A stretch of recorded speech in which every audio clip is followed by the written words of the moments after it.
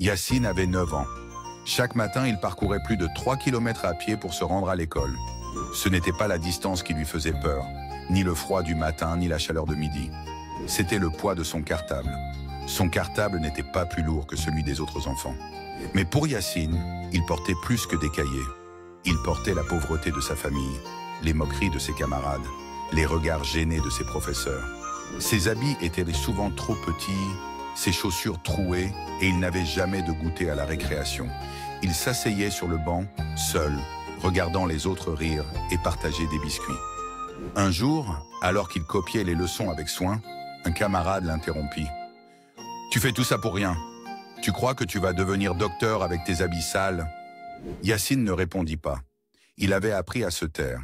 Il baissa les yeux, mais serra son stylo encore plus fort.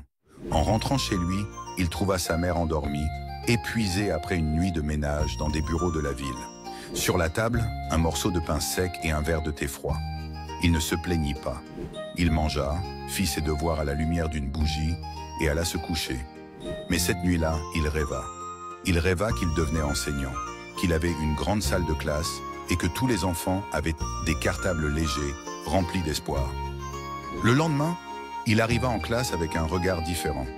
Il ne parlait toujours pas beaucoup, mais il écrivait. Et il écrivait bien. Tellement bien que sa maîtresse lut un jour son texte à haute voix devant tous